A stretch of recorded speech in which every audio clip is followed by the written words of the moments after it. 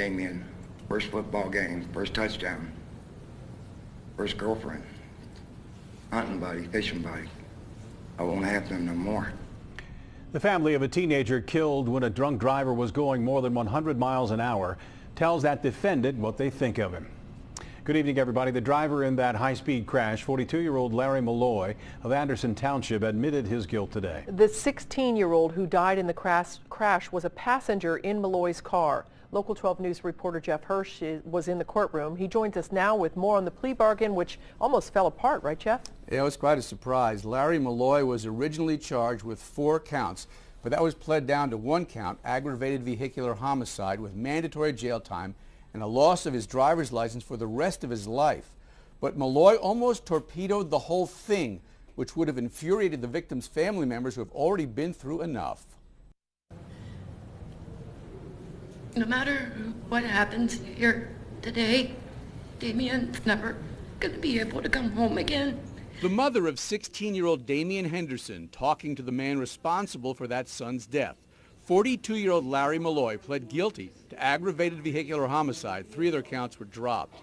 In March, Malloy, with 3 teens, including his own son in his car, drove drunk at more than 100 miles an hour, lost control on I-275 near Old Coney, and hit a guardrail. Damien Henderson was thrown from a broken rear window and died. Mr. Molloy has never said he was sorry up until today.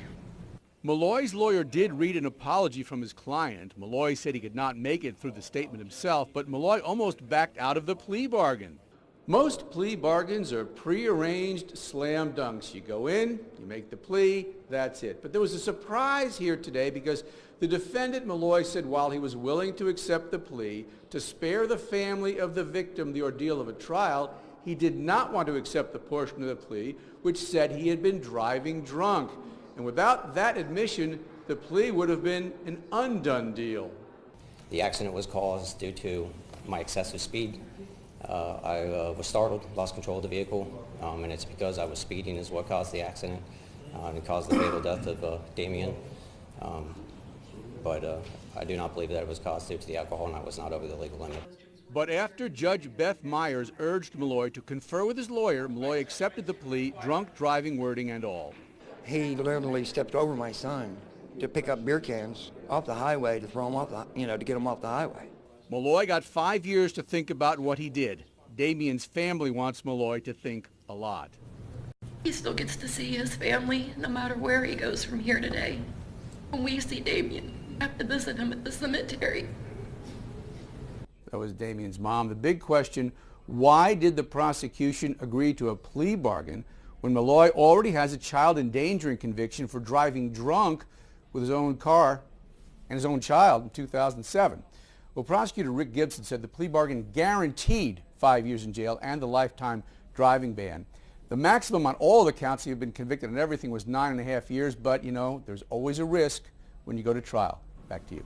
All right, Jeff Hirsh, thank you. And Damien Henderson, the teenager who died, was not wearing a seatbelt at the time of the accident. We're told that Henderson took it off to use his cell phone to let his family know that he was on the way home from Newport on the Levee with Malloy and the other kids, but then forgot to put it back on. The other people in the car were not hurt.